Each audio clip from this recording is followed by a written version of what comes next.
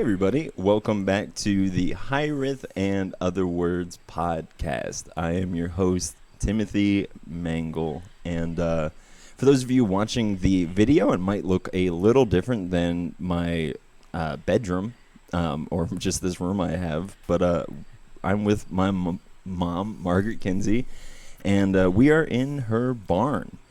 This is this is not what a normal barn looks like. But I just want everyone to just take a second and appreciate everything that's happening in the background right now. But hi, Mom. Welcome back on the podcast.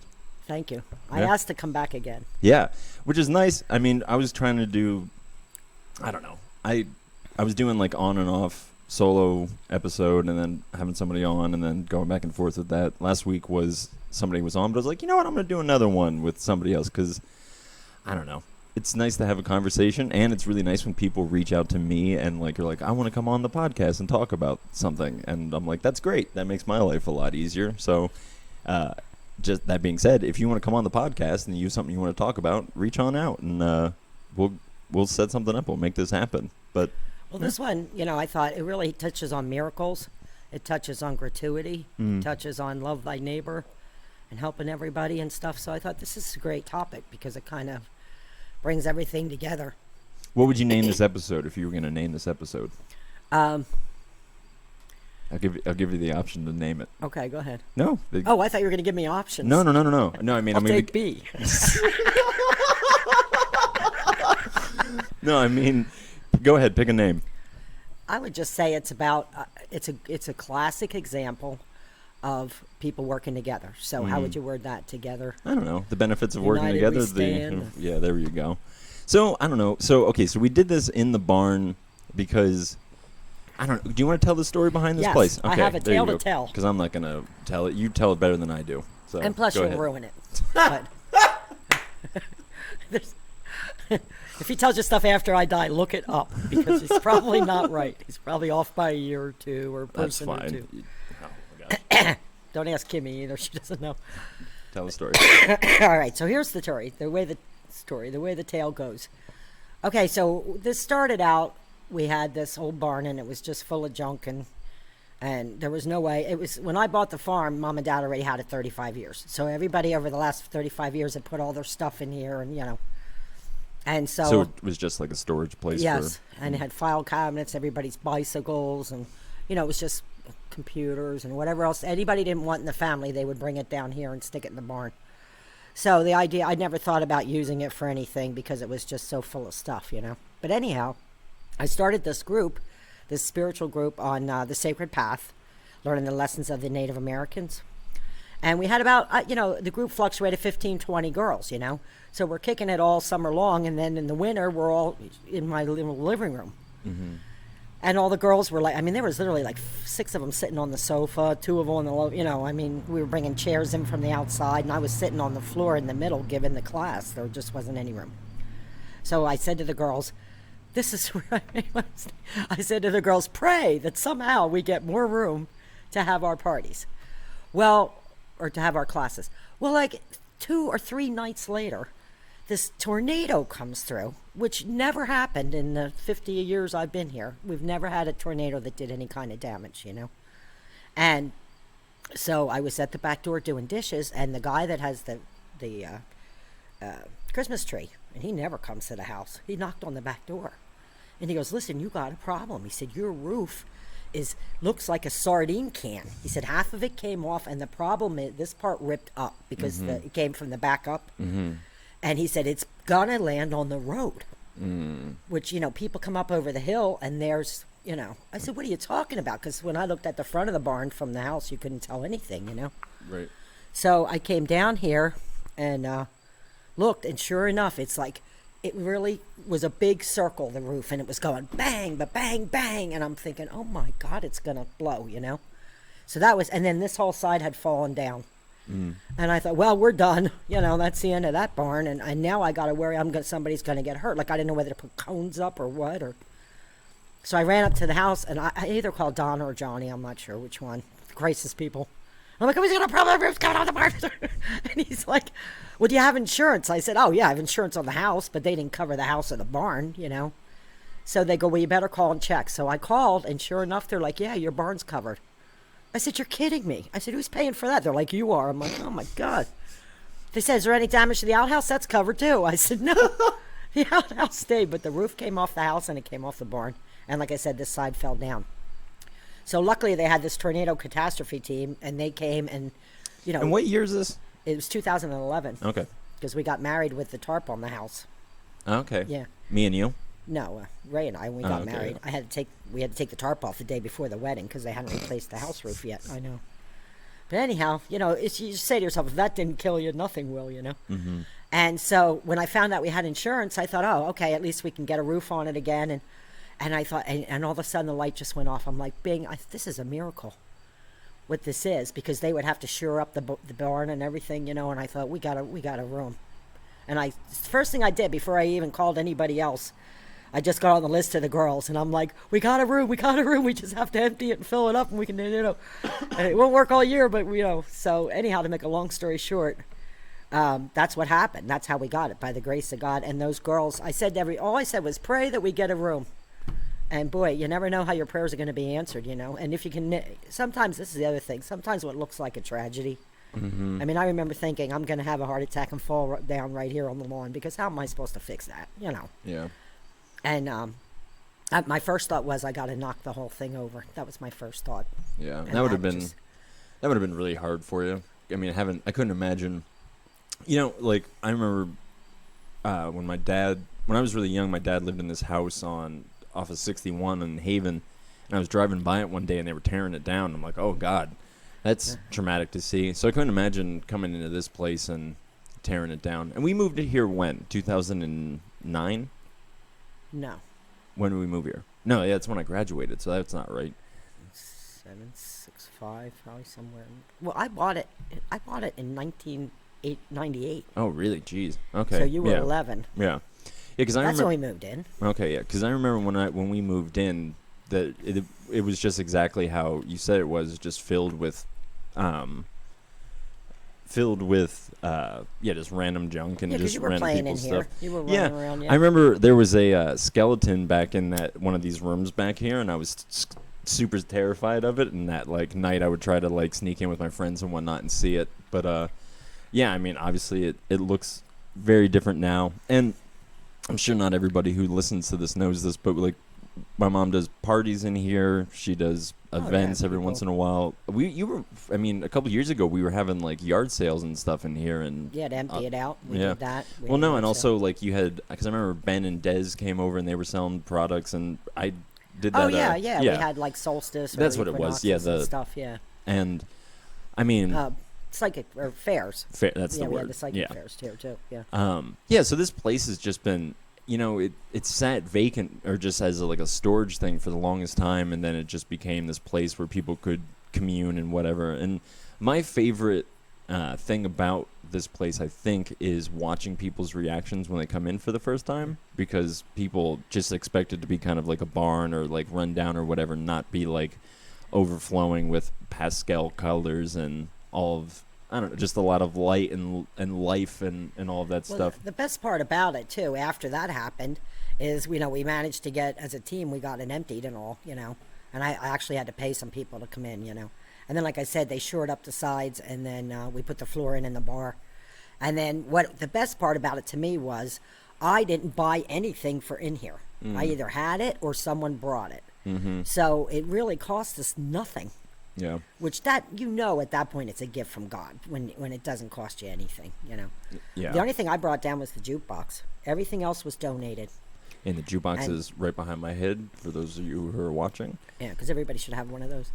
But you have two of those. You got one up in the house and one down here. And and I've always appreciated. I can't do commercials. I've always appreciated that about you is just I don't know. I've always been a big fan, and my girlfriend knows this, who's sitting off mic, but I'm a really big fan of just coming home and just turning on music and not letting the music stop. I don't know. I mean, partly I believe that is just because of being your son and just. You were raised by it. It's like Maria from The Sound of Music. I was running around singing to her whole life or playing music.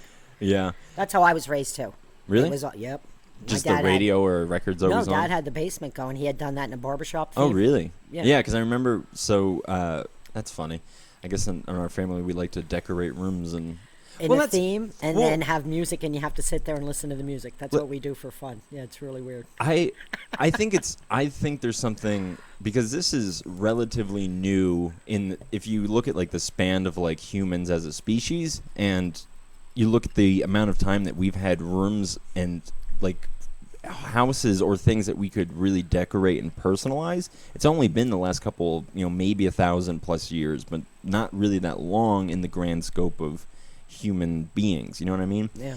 So it's interesting, and I wonder about this because this has just been something I've been thinking about. Is I wonder why we have such a strong desire to make a place look, aesthetically beautiful, or even to collect things or to own things. I think that I can't fully wrap my head around. Because we couldn't take pictures. So if you went on a trip, it's like, this will remind me visually of that trip, or and I think memories and stuff like that. I right. Imagine.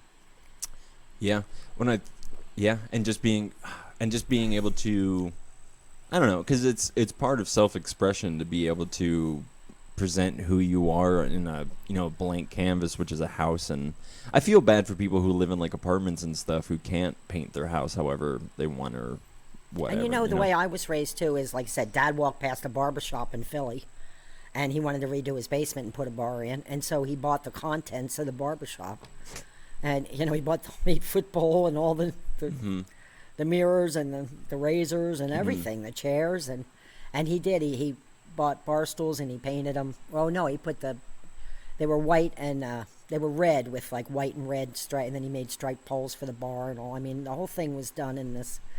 But then he also, that's where I got the gumball machine. That came from the barbershop. And that match machine over there that distributes matches, that was from the barbershop.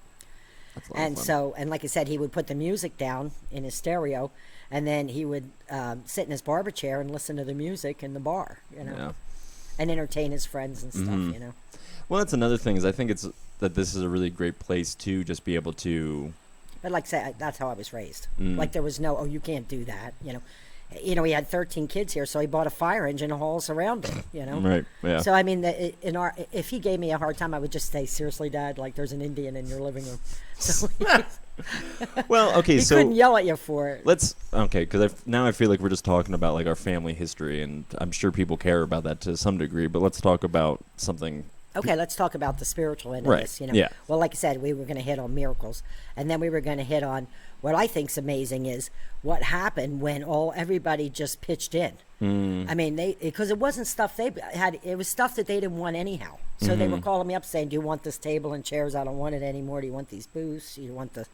And I'm like, okay, because I just it was really weird. I just let the miracle happen. Like I didn't tell anybody no. So whatever they brought, I would just walk around and find a spot for it, And then it gave them a sense of ownership because they would come over and they're like, oh, I gave you that lamp, I gave you that, like those things above your head were from Kimmy. Right. So and George gave me the dragon, right. Yeah, so I mean, I know where all of it came from, too, and I can look around, too, and see the gifts from everybody. Right. And that, I think, is what makes it so unique. I can't even tell people. I said, you have to come down and see it because you can't describe it. No, you can't. Well, I would encourage you, if you're listening to the audio version of this and you don't normally watch the videos, just jump on either the Hiraeth, in other words, Facebook page or the YouTube channel, and you will see a video. And, yeah, I would just really encourage you to do that because what we're talking about, you can't really you can't describe it in... Until you see it. Right, you need to kind of just be sitting. Right. Literally see the love that everybody left here, And I think that goes back to whatever we were talking about earlier, is this idea of people like to see, people like to come in here and be like, that's my thing that my piece that I've given to the mosaic, right? And I think that subconsciously goes back to what we kind of feel on the inside of what we want. We want to be able to come into a place and leave something that makes it more beautiful, Right. And I think there's that sense of group and I belong and and face it, it came out not only cool, it's like the coolest place ever, Yeah. So I mean, they had something to be proud of, Right. Well, and even I think it's what I really loved. I kind of want to go back to this, kind of talking about miracles. Is what you said is you didn't force it, and you just kind of let it happen however it was Yeah. going to happen. The more cool stuff they brought, the more I was like, okay. Well, right, and that's hold on. That's what I was going to say is like it just continued to turn into whatever it was supposed to be, which was the best version of itself. And I feel like, at least coming from a evangelical Christian world or something like that, there's so much of this trying to force your agenda or your narrative or your perspective on how things should be onto the universe and trying to coerce a miracle to go how you want it.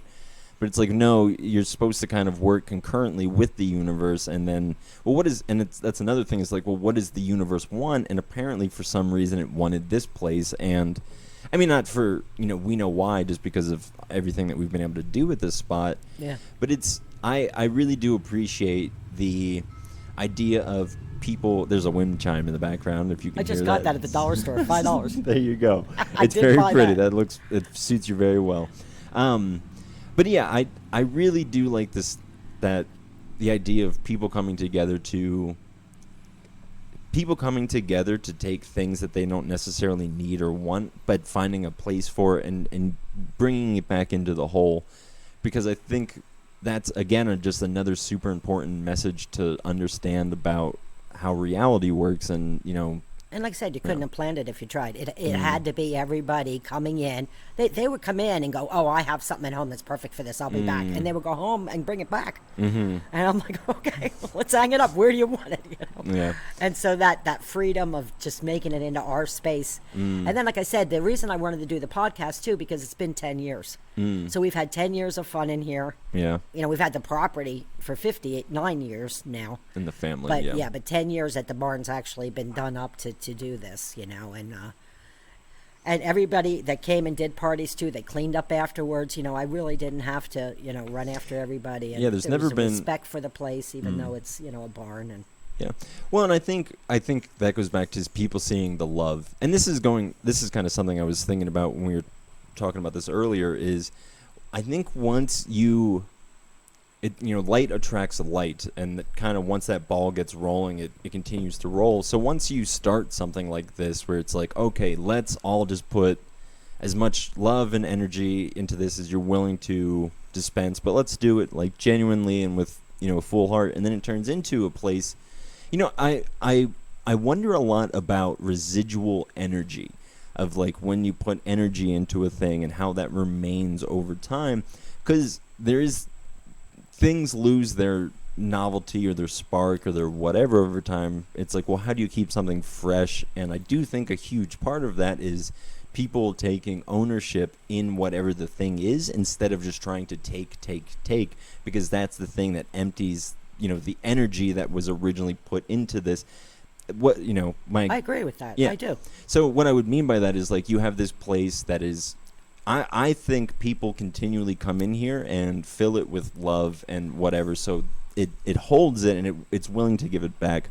An example of that is, I remember hearing one time this Hindu follower, he was a follower of Eastern religion to some degree, but he was at a temple that had what he kept describing as a very powerful icon. And the interviewer was like, well, elaborate on that, because I don't know what you mean. And he's like, a good icon or a good space or a good religious figure or whatever will be crafted so perfectly that it will be able to not just hold the love that you give to it, but it will be able to return it in response in a greater way. And again, it kind of goes back to what I was saying about miracles, is like, once you start being like, hey, I want this thing, or and my heart is pure in it, and I'm pursuing it in the right way, and if it's the universe's desire or whatever, and it sees you kind of matching up with that, of course everything is going to start to flow. Well, don't you think too that 20 people sincerely wanting something like that? I think that's what happened too. Is I said, hey, just pray that we get this, and everybody was like, yeah, we really. And I think that their prayers simultaneously going up too, because there is something to say about prayer groups and people praying it, and Well, Jamie and I, we had a little bit of a conversation in the car, talking about prayer, and especially prayers in regards to miracles or something like that. Because I think we were, our experience with the church was, very much this idea of like you can do miracles. Miracles are very much so a thing, and they can happen. And if it was very much seemed to be very correlated to how much you believe or actually trust in the thing, and I understand why, but I don't know. It just seemed like there was no sort of way to be like, listen, sometimes things don't go your way, and that's just another thing. Like, sometimes the universe is just whatever, and I think I saw too many people trying to beat down that door and be like, give us what we want, instead of, like I was saying earlier, trying to walk in line with the universe and walk in step with the universe, and then whatever the will of the universe is, it'll it'll be a miracle. It'll manifest miraculously in your life, is what I'm trying to say. If it's right for you or not. Right. Like, there's a saying, I always love this, God answers every prayer. Mm-hmm. It's just sometimes the answer is no. But every prayer is answered. Mm-hmm. So people are like, he's not hearing me. And yeah, he is. And if he's saying no, it's not happening, it's because there's something else better. It's always for the betterment. Right. But then, like you said, people are like, well, I'm just going to plow through this anyhow, and then they end up with a mess, and it's like... Well, so this isn't really on topic necessarily, but I would like to get your thoughts on this. Is what do you do when you pray and pray and pray, and then something doesn't happen? I assume that it's for my best. That's really good. I really do. Like, I'll push it maybe a little bit, but if there's something that, it just keeps going, no, then I'm just like, that's it. Even though it makes sense, and it's perfect, and, I think that's really good. Because, I mean... Yeah, I'm done fighting the universe. Yeah, and I think... Well, it doesn't work. That's... I see this... I've been thinking about this lately, and just how... There's a very curious verse in the Bible, which is a redundant statement, because almost all of them are very curious, but there's this one part where Jesus's disciples see another group of disciples, and they're all praying, and they have prayers that they pray, and rituals that they do, and stuff like that. But Jesus never teaches any of his disciples that stuff. And that's why when the Lord's Prayer, Jesus gives that out of a response to the disciples being like, hey, we don't know how to pray. And Jesus is like, oh. And he says this, is like, if you need to pray, pray this. And that's how he sets up the Lord's Prayer. Don't you think it's just because he was just wants you to talk to God, like without that? And I think it's more than just talking. I think it's a full embodiment of God. I think prayer does us a little bit of a disservice, because it's so easy to be like, well, when I pray, I'm praying to somebody who's off doing, he's off somewhere pulling the levers. So I'm like, God, I need whatever. And he's like, okay, da, da, da, da, da. And he's like, well, this person also needs this, and this person needs this, so I got to figure out how to balance it all. They did that in Bruce Almighty, remember that movie? Yeah, when he has all like the emails, and right. he just goes, just yes. And everybody got everything they wanted. Yeah, and life wasn't great, you know. Yeah. And I think that Bruce Almighty is a really good movie. Yeah, it's funny. But I don't know. I think for me, as I got older, with my prayer life is more about learning to be content and just surrendering to whatever happens as the thing that's supposed to happen. Right. So I don't really find myself. Because I spent so long, for so many different reasons, in prayer, just for every reason under the sun, and most of the time my prayers were answered with no. And I feel like a lot of people, at least in my generation or younger, that's a lot of the reasons that they're not interested in spirituality or anything like that, is because they've found themselves very... Well, it's not the Sears catalog, right. The Christmas catalog. But that's the problem. Is I think that it is. You can ask for whatever you want. Right. But I think we were presented with this idea of just that God was similar to Santa. Yeah. Is just like, just ask Santa what you want and he'll give it to you. And I don't think that that's necessarily the truth. Just out of pure. Well, you have to remember also that it's a school, and people are here to learn. So if I just say, just give me all the answers to the algebra test. Right. You're not going to learn algebra. Right. Yeah. So some of it is because really what you really learn in life is what you did wrong, not what you did right. What you did right is great and all that, but what you did wrong is what sticks with you more than what I did right. Well, isn't that interesting? And I think I don't know. There's a part of me that I think and we'll swing this back into the barn, but I think people genuinely have a drive, and I believe this the older I get, and I think a lot of people get more jaded about people and all of those things as they get older. But for me, I'm like, no, I think most people are trying to do their best. It's just the world and circumstances and their jobs and childhood trauma, whatever it is, was enough to just send that person down a terrible road. But I think most people are trying to run up that hill the best that they can, you know? And so, well, I think people don't know what makes them happy either, son. Well, you know, like, hold on, let me finish my thought. I think when people see places like this, or people like you who are intentional about opening up that place of yes and love and openness and whatever, I think people obviously get very excited about that and want to be a part of it because it's the thing that's naturally a part of them. It's like, oh, I want to be a part of goodness.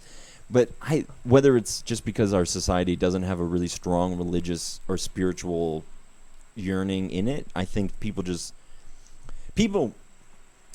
just looking for any chance to do the best at. They just want to manifest that goodness in them, right. And I don't think there's many avenues for people to do that, even though right now there are so many ways and so many needs for people to be the best versions of themselves. Do you understand what I mean? But there's not the people like you who are like, listen, I'm going to start this, or I'm going to, be the person that's, being the spearhead of it, right, whatever the fuck you want to say. I'm not the person being the one here. And I think, that's why I love this place, because it's an example, and it's a memoriam of people that were like, you had the chance to do good and you chose to do good. Yeah. Well, and who wouldn't? I mean, to me, it was a no-brainer. Right. Well, also it was a gift. I'm like, if Lord's going to give us a roof and a floor and stuff, let's have it. Right. Yeah. But also, people, I think, when they come in, that's the first thing I'll say is, you gave me this and you brought that and you told this friend and they came and got read and they helped us, because even everybody that came in to get read is still promoting the place and keeping it going, Right. So it's almost overwhelming, actually, when you think about it. Yeah, it's so, as somebody who's like tried to be a independent whatever, artist, podcaster, whatever, the idea of, so much of my people wouldn't know about my books if other people didn't tell them about it. People wouldn't know about this podcast if the fine listeners and viewers wouldn't tell people about it. So go ahead and tell more people about it. But so for someone like you to, you've been doing this almost full time for the last 30 years, predominantly full time for the last 30 years, right? In 2000, I left AT&T. Okay, so 20 years, 21 years. But that's still, like, 20 years is a long time to be doing something well, and because you're not depending on these people necessarily. You're providing something, a service that is good enough and proper enough that it sustained itself for 20 years. And a huge part of it is having a spot like this that people can just come. And I'm sorry, I'm just rambling, but I think another thing that people love about this place is that it's so unlike, like, you can't manufacture this. Like, you can't, because you're saying, like, so many different energies, so many different people were involved in this. Yeah, even if you tried to do it, like you said, it wouldn't carry that same energy, because they all brought their energy in and they're like, I want to help, I want to do. Well, even like, and so that high that they had when they were here just keeps multiplying and multiplying, Well, and that, like, going back to the energy thing of just like the energy is just feeding off of itself and growing, And so that's, But I also feel like people needed a place where there wasn't any rules.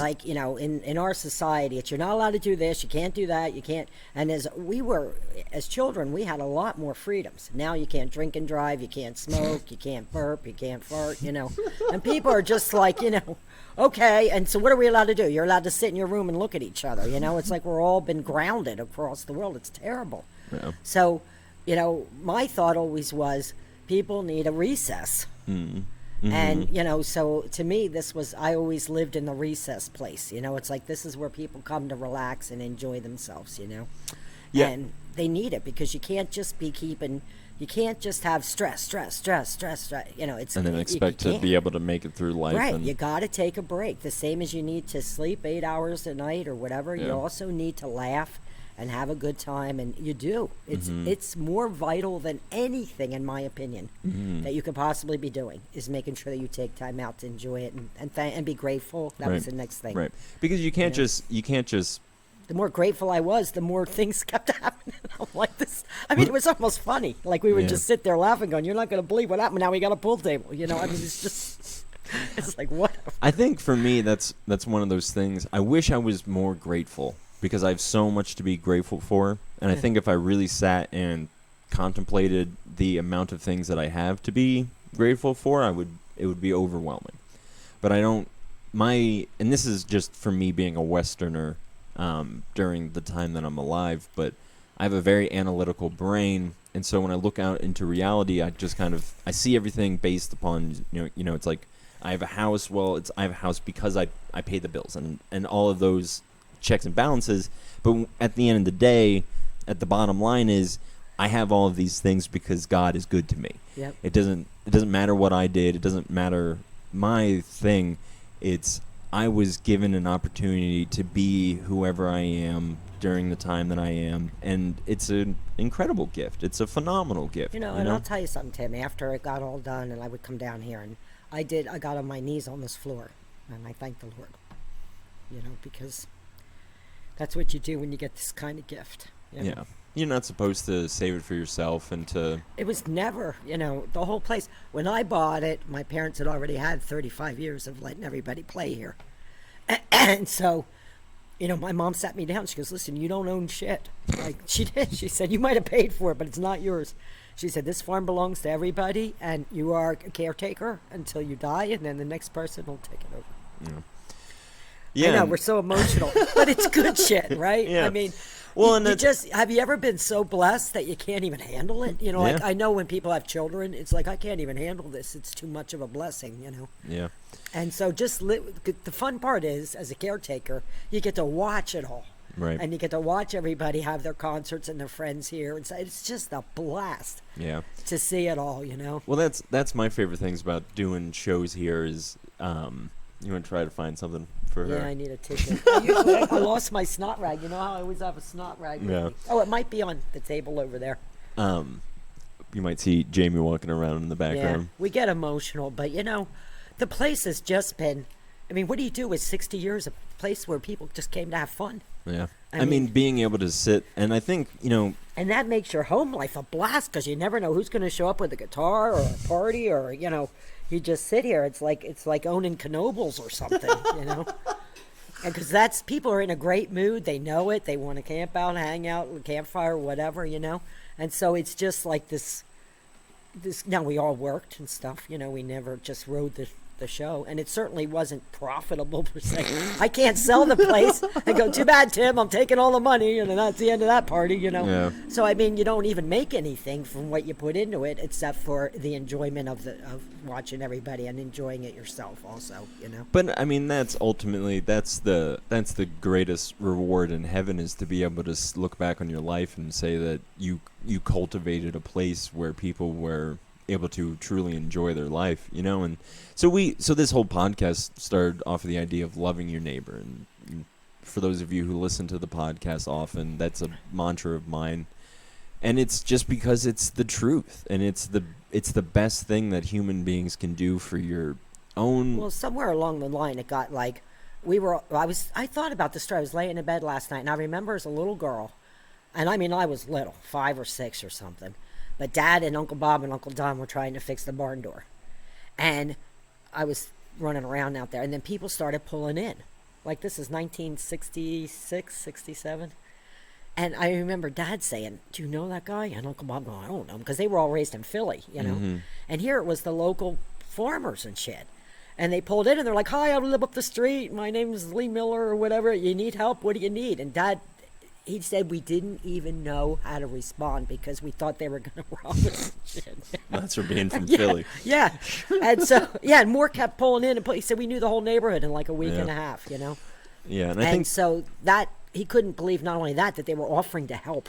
Yeah. And so, that kind of, there for a while, that was the way I was raised. And then all of a sudden it got in everybody for themselves.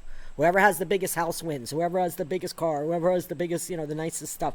It got to be this there was this race against nobody, to see who could have the most stuff or whatever, And then, so I've been pushing this for years, this back to basics. Find your happiness, where they say your bluebirds in your own backyard, And everybody, instead of just having your house for you and your kids, let your family back in, let your friends in, let your neighbors in, and I mean, Harry, this is so funny, but Harry, the neighbor, he has to help me once a year. Once a year, something breaks. I either get stuck in the lawn, stuck in the lawnmower.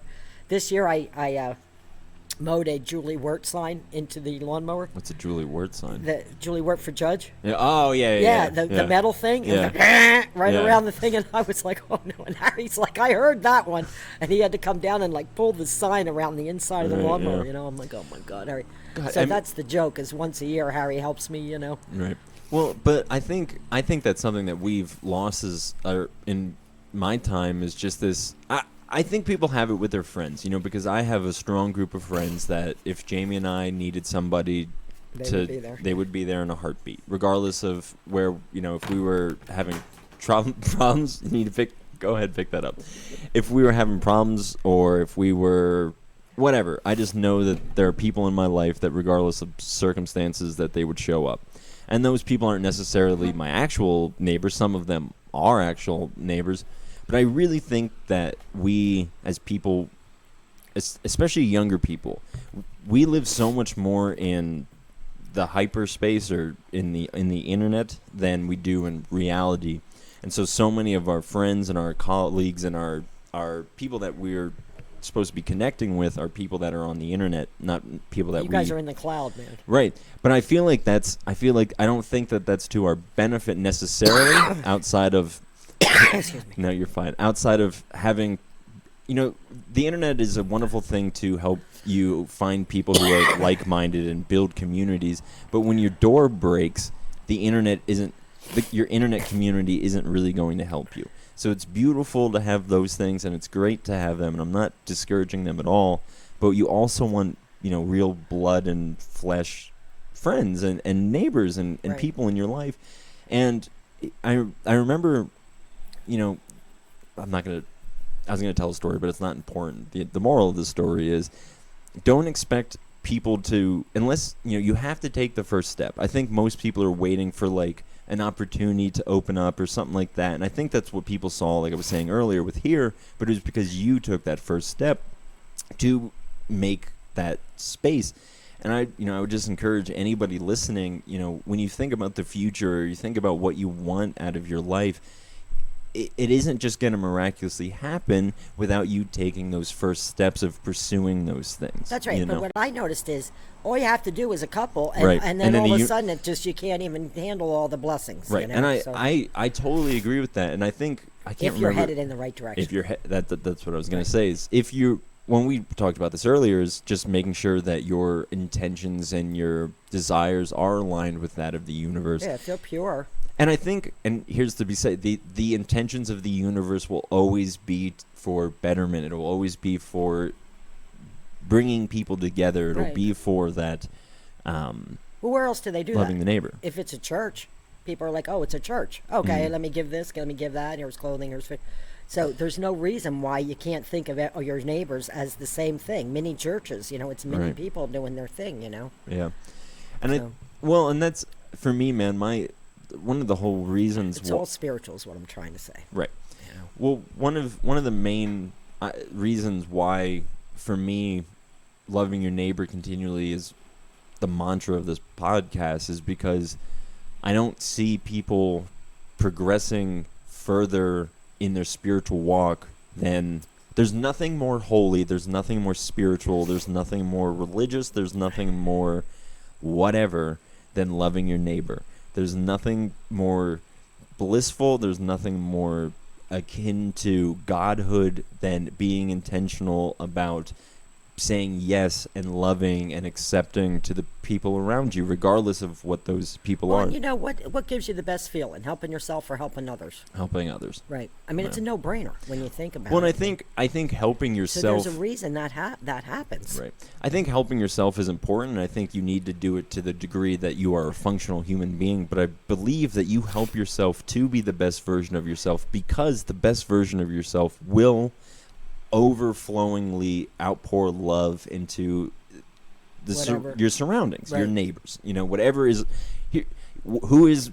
I did a podcast a long time ago called "Who Is Your Neighbor?" and "Who Is My Neighbor?" Check that out. But the idea of it is just like whoever surrounds you in your field of consciousness, that's your neighbor. It's neighboring the you that sits in here. Right. Doesn't mean actually they live in your neighborhood. Right. It's whatever you're experiencing, whatever story comes along, that is your neighbor. Regardless of. And I said this in that episode, and I said this. This is really ironic. I mean, as far as things are ironic. But I saw in my Facebook memories, I had this post, and I love this the way that I put this. But I said, Jesus's love your neighbor has no ends. There's no bounds to which, I no longer am required to love my neighbor. I think when Jesus gave that as the commandment of, I leave you to love your neighbors, it just echoed out into our subconscious minds of just being like, well, that's what we're supposed to do. And I think we know in our bones when we're not doing that and we're not being the best versions of loving ourselves. I know a couple people said to me, aren't you afraid that somebody's going to wreck this place and stuff? And I said right to him, I said, listen, I really pity that poor bastard because there's been at least 10,000 people through this barn.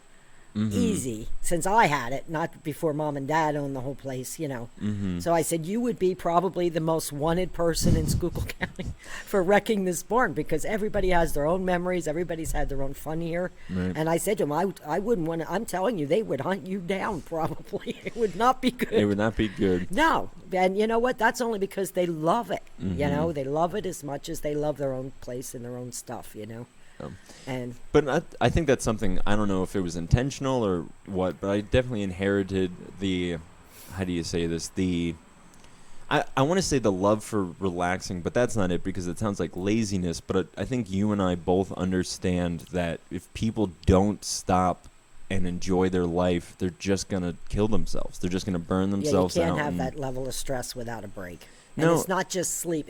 People think if I just sleep and work, I can do this. But you're going to get depression is what's going to happen. Right. Because if you go too long without laughing, then even during the COVID and all that, I still was like, you know what, I'm still going to make sure I laugh every day because for me, without it, it messes you up. Yeah. And so do I go looking for, I'll watch like old Barney Millers with fish on or anything to give myself a yuck because I don't like I don't like me when I get real serious like that, and I don't like the way it makes me feel. Yeah, I mean that's my biggest problem is that I tend if I could not be as serious, if the stick up my ass wasn't so far up my ass, I would probably be I'm a fun person. People enjoy hanging out with me, but I could just imagine if that stick wasn't as far up my ass as it is, how enjoyable I would be. Well, you know what fixed that for me is when I asked the council, I'm like, we were talking about life and all this, and they're like, listen, the Lord gave you eternal life, not eternal spacesuits. And so, when they're like, listen, do you realize what that means?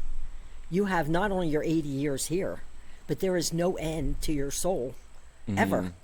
So, and like people are like, well, does it have to come back here? Who knows? I mean, they said the other day there was 140,000 or 140 billion universes out there that could have an Earth-like planet. 140 billion. So, I mean, and when you're a soul, you can travel and stuff. So, I mean, I really don't know. But what they're basically saying is there's no way that in eternity you could run out of fun stuff to do and places to be and all that, So or that things won't eventually level out. And I think that's a huge thing is people what a gift, though. If you think about it, what a gift, But see, all we see here is dead bodies, and it's like, okay, that person died and they're done, Well, a lot of that comes to faith also. But when you think about it, would he really have you come in here for 80 years, you die, and that's it? I mean, what So there is, in my opinion. And like I said, I know there's a higher intelligence because, like you said, when you see a cloud go by, who made the cloud? Not one single person on this planet. Not one. So it has to be somebody. Okay? Yeah, perpetuating the thing forward. Right. And that we just happen to be spinning exactly the way we need to be spinning to survive. I mean, come on. Yeah. So, but, so then what that did, though, Tim, was it took the pressure off of me. because I thought, oh, I got to learn all this by the time I'm 80, and I want to get straight A's, and I want to do all. And then once I realized that I had eternity, I thought, what are you running around like crazy for? Take your time, enjoy your life. Where are you gonna go? Well, who knows? Well, I mean, why? You can't. Where did you come before you were here? I asked you that when you were little. Well, what I mean is, you're not gonna. Jesus has this quote where he says, it's something along the lines of, has worrying ever added an hour to your life? Has spending time just sitting and being neurotic about something, has that ever fixed it? And the answer is no. It's worry is a form of meditation. Right. But I think so when you worry, you're meditating on the negative, and the problem is you're liable to manifest it. Right. Well, I mean, you most likely will manifest it more than not. So okay, so let's how can you let's say people are at home or listeling to this and they're like, well, Marge, I don't have a barn that I can Neither use. did I for years. Right.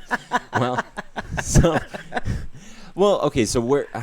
but for people who want to start loving people now, who don't want to wait years for those things to show up, what would be some steps that you would say to them now to be like, well, how do you begin this process of loving your neighbor? What is that? Okay, well, back to that school thing I always talk about. It's a school, right? So what's the first thing you do? You create a homeroom. Mm-hmm. And that's all this is my homeroom. So this is where I, base myself out of. So when you think about it, if you ever walk through a kindergarten school and you can look in and they have kites hanging from the ceiling and all the kids are creative and they're enjoying themselves. So I always say to themselves, what you want to do is make your home your paradise. Mm-hmm. That's in reality. If you can do that, it's just like saying, I want my favorite job. Mm-hmm. Because the amount of time you spend at home and the amount of time you spend at work are huge. Mm-hmm. So for me, I always thought if I don't go to the shore this year, that's $5,000 I can dump in here, which is a place that'll stay way longer than a week. Right. Yeah. So some of the things I would just say, make your home your paradise and make it a happy place to be. And because it'll just, like you said, light attracts light. Mm-hmm. So the more fun you have going there, the more people will come in. And also this whole thing, I can't decorate with, weirdo things or whatever. There's no rules unless you make them upon yourself, mm-hmm. And like I said, I was lucky enough to get raised in that kind of environment where you were allowed to be creative and make whatever you want. Right. But why? It's your homeroom. Mm-hmm. So make it into whatever you want it to be. Yeah. And I think people are scared to be. The question. Well, the question was, how can you encourage people to begin? How do people begin loving their neighbor? And you said set up a good house. Well, you have to be stable where you're at, okay? Right. And then you can have people over, mm-hmm. or you can, because what happens is they see it and they're like, I want this, like you said. Yeah. Great, make it at your house. Right. What's your theme? What do you like? Mm-hmm. And so they're like themed classrooms. They're way more fun than. When I think, just going off of that, I think people are. Excuse me. You're good. I think people are scared to genuinely want to decorate their house with art, because I think it takes a while to build to understand what your taste is. You have to hang up some ugly shit to be like, well, that's trial and error. I mean, nobody just puts it up and it's perfect. But, right. But I think people are scared of that process. Hold on. I think people are scared of that process because I think a whole reason that people just go to Walmart and buy whatever stock photo they have there and put it in their place in their house where they should have a photo, because people are scared of potentially trying something different and then having somebody else who isn't trying anything being like, well, that was dumb, because I think people who are trying to be genuinely creative, whether that be in house decorating or the arts or whatever, aren't going to be as quick to shit on somebody else who's trying to be. Well, I told you that about when you were first starting, and you're like, I'm writing these songs and not everybody likes them and they don't know. And I always say, Tim, it's so easy to sit back and be the criticizer. Mm-hmm. That's an easy job. You just point fingers and you go, I don't like this, I don't like that, Yeah. But the people with the real set of balls are the ones out there trying to create and putting the visors on that even if someone says that's ridiculous. Mm-hmm. If you have a vision on something and you can see it, create it, Mm-hmm. And that's a great thing to say, because even if I don't like the vision that you have or you don't like it that I have, it's just like, well, who cares? It's not your vision, and it might not be for you. And that's a big thing that I've tried to have to learn as I got older, would be like, the things that I don't like, that doesn't make them bad. It just means I don't like them. They're for somebody else. They exist here as a pleasure source for someone else, whether But that be music or. You can appreciate other people's stuff too. I appreciate people appreciating things. That's what I mean. Like, so I'm not a big fan of, like, I don't know. I'm trying to think of like a style, like whatever, like a certain genre of music, fill in the blank. And it's like I could sit here and be like, yeah, that's bad for this and that's the reason it's or whatever. Or I could be like, listen, it's awesome that there's music that these people get to enjoy, and it's awesome that I have music that I get to enjoy. Right. Like, but just a little peek behind the curtain. Jamie and I, when we were driving over here, she was playing a band that like isn't necessarily my favorite, but I know that she puts up with me playing my music that isn't necessarily her favorite, so that's a way of loving your neighbor.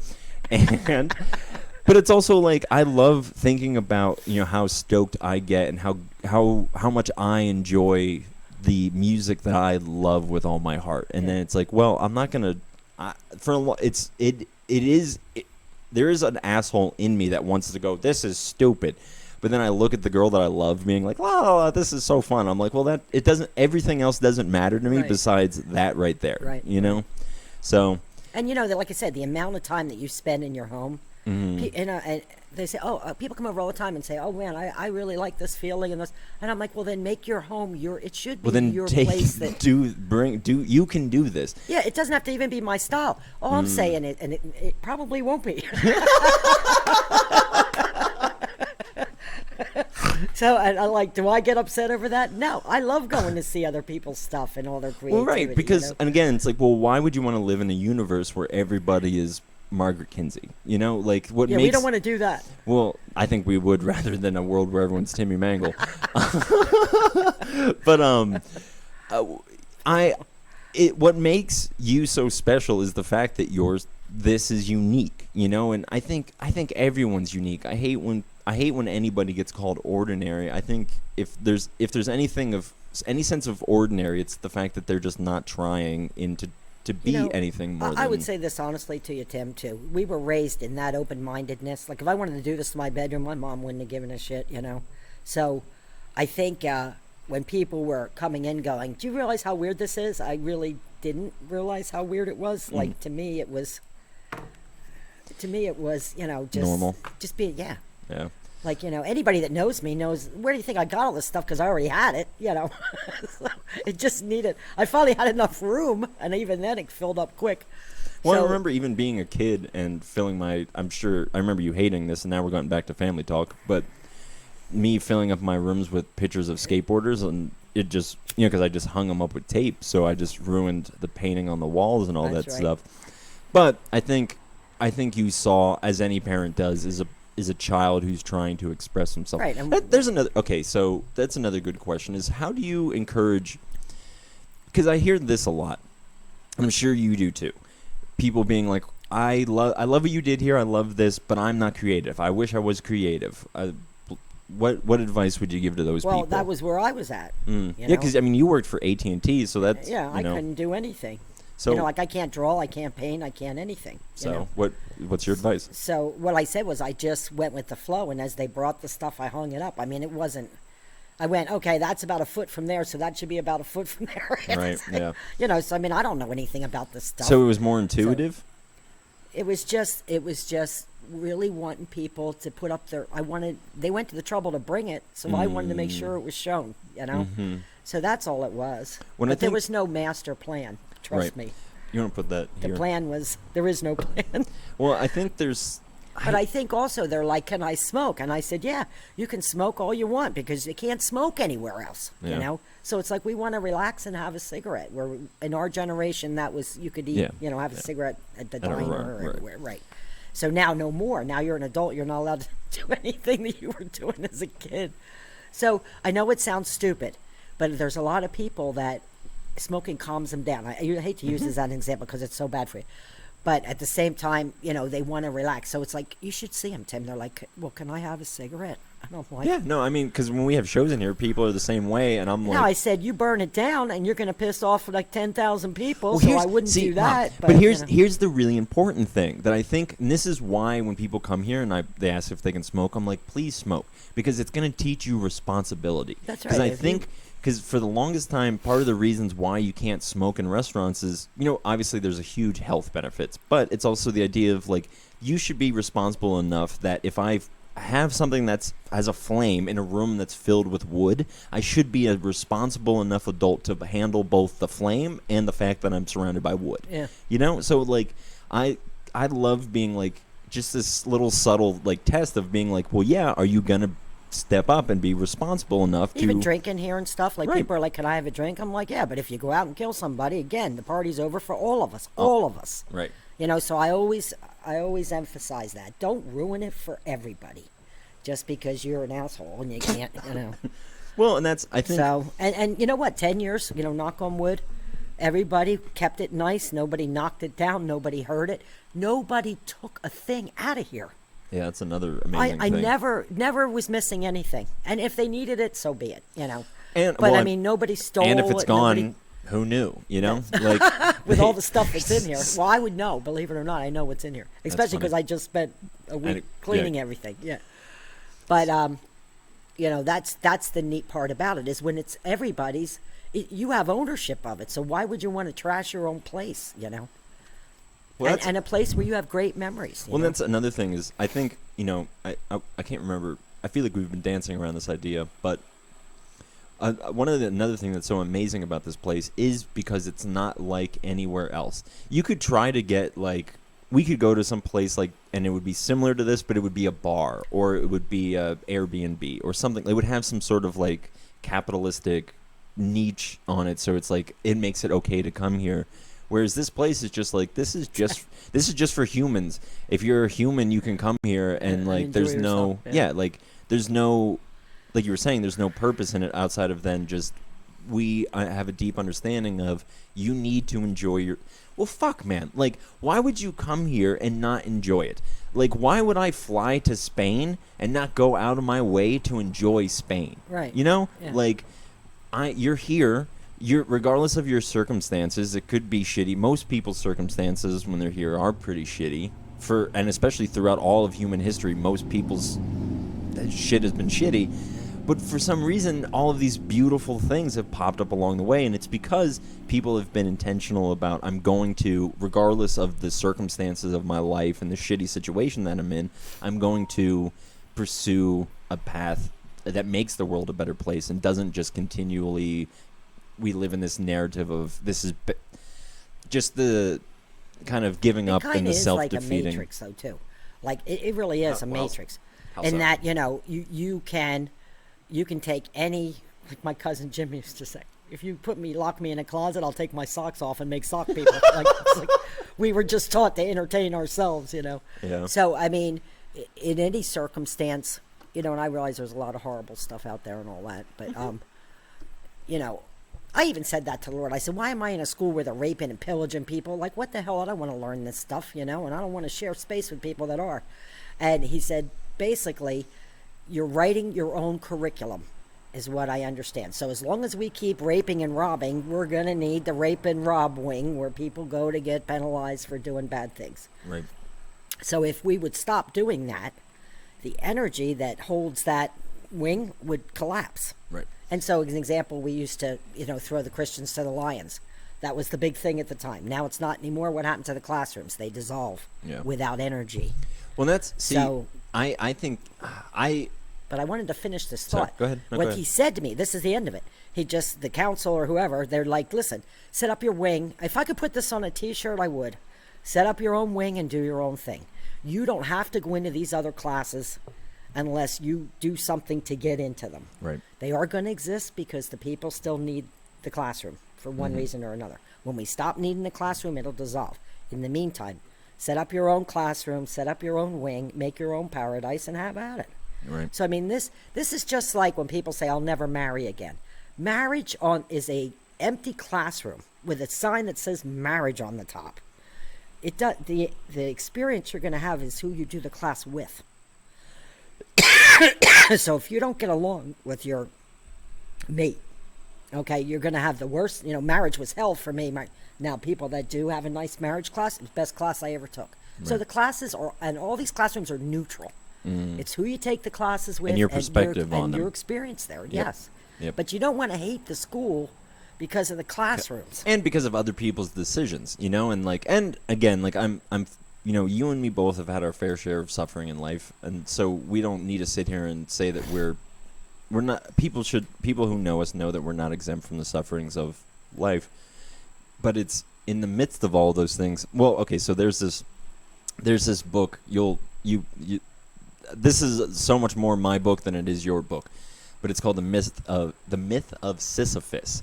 And the first line is... I can't even pronounce it, so I'd have trouble reading it. The myth... It's a fucking... The Myth of Sisyphus. Sisyphus. Sisyphus? Sisyphus. Sisyphus, okay. And the first line in the book is, the only true philosophical question is whether or not it is worth it to kill yourself. And, yes. Yeah, but you can't, because what I said about that spacesuit, so here's you still live on. Right. But here's this book, what this book is about. The Myth of Sisyphus is a Greek, I believe, story where Sisyphus, this man, is cursed with every day. Oh, is that the rock guy? Yep. Okay. He has to push a rock up a mountain, and when he gets to the top, it rolls back down. And now I can tell you the last line of the book. The last line of the book is, I imagine as Sisyphus pushes his boulder up the hill, he finds his task joyful. And it's the whole book is essentially this idea of, well, how do you find meaning and purpose and whatever these positive things in the midst of something as repetitive of pushing a boulder up a hill eternally that's just going to fall down? Because I think so many people want to try to escape. And this is, last time we hung out, not on the podcast, but in real life, we had a conversation about do we ever get to a point where death and destruction or pain and suffering isn't a part of the equation? And I don't know, because there's a part of me that's like, well, do we learn without suffering, and how do we learn down the line when those things aren't a part of it? Or do we get to a place that we're so spiritually evolved that we no longer see pain as this negative thing, but we've integrated it into the rest of my life? I feel like you're going to say that I think too much about it. I'm thinking, thank God I don't. I just what am I having for breakfast, and how can I get a yuck, and the minimal things I got to do for the day. Well, and that's again, I think that's some of that's, I know it's my personality. It's not. I will go out of my way to change a bad mood. I really will. Or if I'm thinking about negative stuff, because we've talked about this too. It's just a pop up. Mm-hmm. The only thing been saying this a lot to people that come in recently. What is in your head? I don't know. So the only one keeping it alive is you. Right. So if I meet you for the first time and you say, oh, I'm a circus clown. I've been a circus clown for 30 years. I would believe you. Why wouldn't I believe you? Right? So really, that past, carrying around all those lessons learned or whatever, I would just, for me, I see them as lesson learned. Mm-hmm. But I know that my whole life's been recorded, and that if I want to, I can pop up and I can picture the nastiest things that ever happened to me. So that's part of that spiritual awakening. We had that class before. On purpose, I'm not doing that. Mm-hmm. Okay, it doesn't mean I'm denying it or I haven't thought it through. I get the lesson. But there's no reason to run the movie over and over again. Right. Because, again, here's the energy you're sending out, and here's the universe going, okay, let's make more of that, because that's what she's focusing on. Right. And that's just how the universe works, is that it's... And I think, it's completely neutral. Right. I think like the classrooms. But I feel like people hear that and they think, oh, the universe doesn't care. It's like, well, no. What do you put into the universe is what it's going to give back. It says it's like a big genie. Your wish is my command. See, but then that's how the universe eventually turns into Santa Claus, because people hear that and then they hear like, oh, well, that means I can just ask for it. It's like, no, the universe it has its own intention behind it, but it's not going to force itself on you necessarily outside of... You have to do your part. Right. So you can't just ask for something and not, and sit there on the sofa. I think that might just be what I'm trying to say. If those two match, like if you ask for something and then you pursue it, mm-hmm. and it's working and it's going, you're getting good signs and all that kind of stuff, then you're on the right path. Right. So. And I think we know we have a internal, biological evolutionary response to be like, you can feel when you're not in the right alignment. You can feel when you're not in the right place, you know? Well, and it's just like this constant uphill battle, which is back to Sisyphus or whatever. Sisyphus. I don't know. It's back to the snuffleupagus guy. Jeez. All right. Well, we just passed an hour, so anything you want to say or any final I encouragement just you want wanted to give to to people? thank everybody, you know, and hopefully your generation will continue this. They've already started coming here. You've been great to have them come, and I love it because to me it's like, oh my God, you're living to see the next plop here coming along. Yeah. And hopefully if you set it up correctly and people have that same respect for the property and my friends and my parents' friends that were here before you, you know, that the classroom, there's no reason why this can't keep existing as long as everybody keeps putting good energy into it, you know. Right. Yeah. And like I said, if you have to sell it someday, then sell it. But, you know, I would probably haunt your ass and I wouldn't want to be you. Wow. No, I mean, Dad told me that too. He said, if they start breaking in the door and they're robbing it and you got to sell it, sell it. He goes, Margaret, I don't want you to be afraid to sell it. So I'm saying that to you also. Yeah. But I would prefer if it would stay, you know, why not? Like, why not just keep working at it? You might have to fix here and there, you know, but. Yeah, it's already got so much love poured into it. Why? Yeah, and never ever think that it's just yours because it's not. It's not even close to being mine. It's just not. Yeah. I got the keys. Eventually you'll have the keys. And that's, you know. Yeah. And what a beautiful thing. And hopefully the thousands of people that I put through here, the thousands of people my parents put in, hopefully you guys, and you know, blessing it all, there's thousands more, and your kids and everybody else. I mean, wait till you show your kids. They're not going to believe it. Yeah. They're going to be like, look at what Mom and Dad have. Wow, we got to, and then you got to teach them, you know, mow it and take care of it, and it'll take care of you. Yeah. And never, you know, guys, the other thing I would say is add the laughter back in. You know, even if you're grounded by COVID or whatever, get a Scrabble game, get something, you know, and don't just sit there because you're going to get messed up just focusing on this stuff. Yeah. You know, I turn on the news, get a gist of what's going on, and shut it off, you know. That's what I said when this happened. I said, COVID doesn't exist in my wing. It just doesn't. And so far, I haven't had any trouble with it. So, you know, where thoughts go, energy goes. Well, friends, thank you so much for tagging along. And I hope that this has really been encouraging to you to just don't wait for the places that you want. Don't be the change. I mean, Gandhi says this, be the change you want to see in the world. So it's if you want a space that's light and filled with love and all those things, don't be scared to be that place and to cultivate that place. And here's what I'll say. I don't think I've ever been punished by the universe for going out of my way to love somebody. I haven't always gotten what I've wanted, and I've faced a lot of shitty circumstances in my life and situations in my life.